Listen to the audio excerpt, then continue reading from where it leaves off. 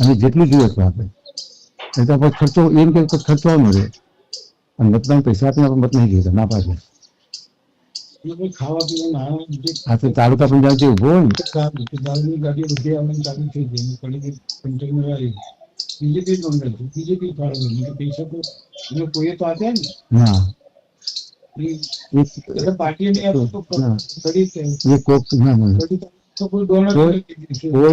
તમને એ કહું છું, હું વિધાનસભા લડ્યો એટલે કોંગ્રેસની આવેલી મને 2 કરોડ રૂપિયા આપ્યા.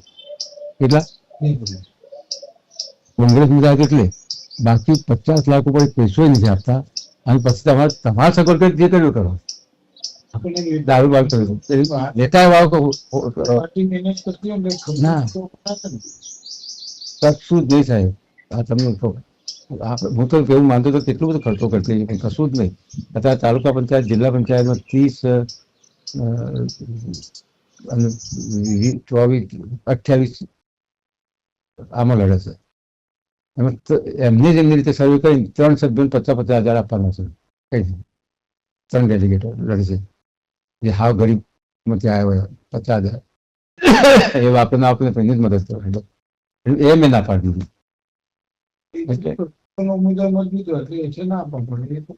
એવું ધારો કે હું કડી હતો તો કડી ઉમેદવાર છે એને 12થી મતદાર લાવવા એટલે આવે. બાકી મતદાર લાવવાના પૈસા એ કશું જ ના આપે. હું તમને કહું પૈસા જે પેલી બાજુ મંદિરના પૈસા 20,000 રૂપિયા થતો બધા બીજેપી જ ત્યાંથી ઓફિસથી જ આપે છે. હકીકત હું 12 ગામ ભણતો તમને પૈસો નથી. તમને નહીં આવે પણ ત્યાં લોકલ હશે ને મને ના પણ ડાયરેક્ટ આપે ને. પહેલા એવું કહ્યું હતું કે તમે જે લિસ્ટ હોય એ આપી દેજો.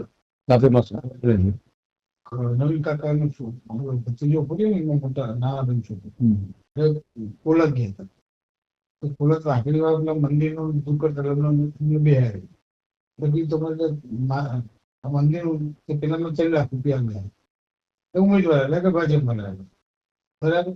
અમે બીજામાં કશું આપવું નહીં આપતા નહીં બરાબર. ઉમેદવાર પૈસા જ હોય છે. ઉમેદવાર સરકાર અને કો તો પછી આજુબાજુ સર્કલ વાળા આપે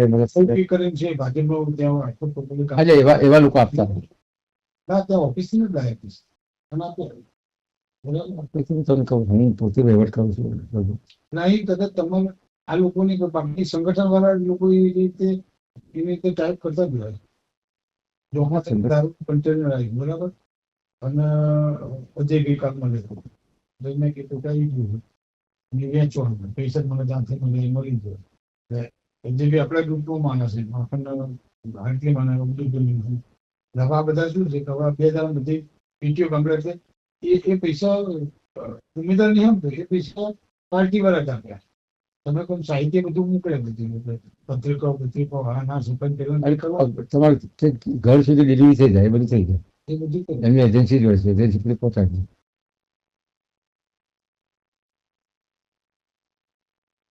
આપણે પેલો જગદીશ ઠાકોર ખેસનો વેપાર કરતા આટલા ખેસ મોકલી આપું છું પછી બિચારા બિલ લઈને આવી જાય. કેસ કોંગ્રેસ ના હોય ના લો તો પછી ભાષણ ઘર ના આવે. બીજા બધા આપણે કોઈ ભાષણ જરૂર ના હોય.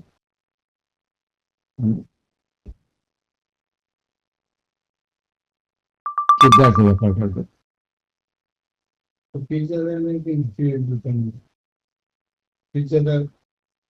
મુસ્લિમ દુકાન પર 30,000 નામ મોકલ હતું. તમે બી જગ્યાએ બેઠો ફોન કરું તમે બીએન ફોન આવે તમને ફોન કરું છું.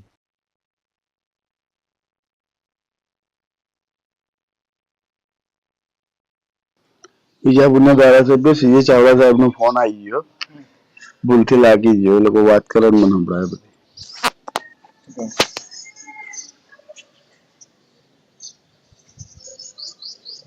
ભૂલથી લાગી ગયો.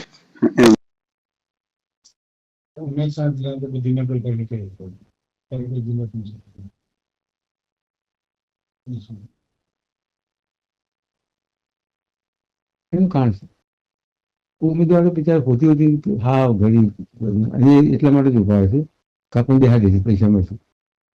એ કરતા એને ફોલો કાલે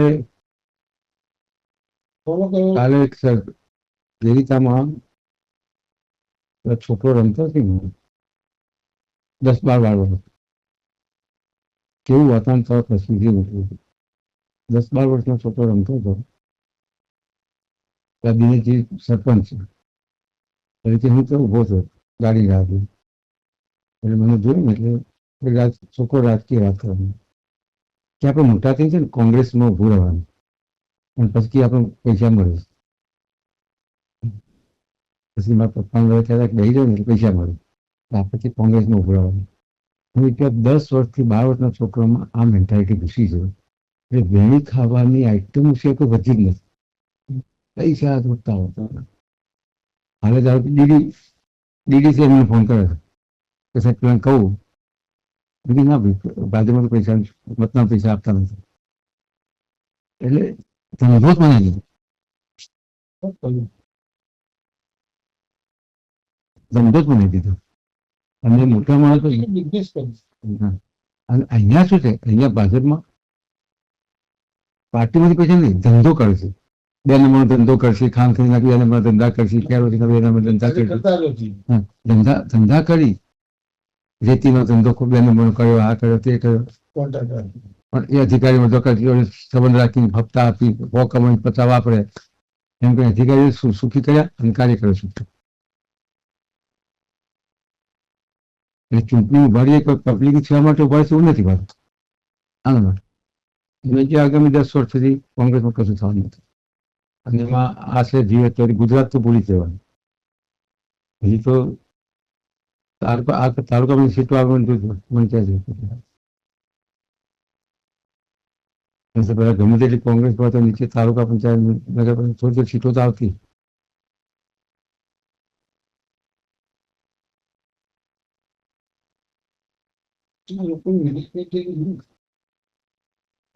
પૈસા છે. હાલે જગદીશ ઠાકોરને તમે પૈસા પર લઈ જાય ભાજપમાં. અજય પટેલ બધા થોડી મિટિંગ કોંગ્રેસ એટલે દલિત મુસ્લિમ ને ઠાકોર થઈ ગયો. હવે ઠાકોર તો પૈસા માટે જ છે. એનું કઈ કોંગ્રેસ બોંગ્રેસ કશું નહીં. દલિત મુસ્લિમ બે થોડા હોય પાર્ટી રીતે બિચારા હોય, બાકી બીજું કોઈ. મુસ્લિમો શું અત્યારે કોમિટીના હિસાબ મુસ્લિમો અત્યારે આ લોકો ઢીલા પર મુસ્લિમો આવી જાય નહીં. ના, મુસ્લિમો તો લેવા નહીં ને.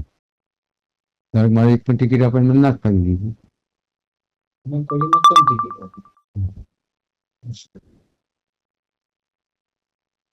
એમ તો વિજાપુરમાંથી છે જિલ્લાનો જ મોરચાનો પ્રમુખ. અને મુસ્લિમો ગાવ દેતા તો એ લોકો બેસી જ રહ્યા હોય છે. એવા એમના સમાજમાં ના ચાલતા હોય એવા લોકો હોય. શું હોય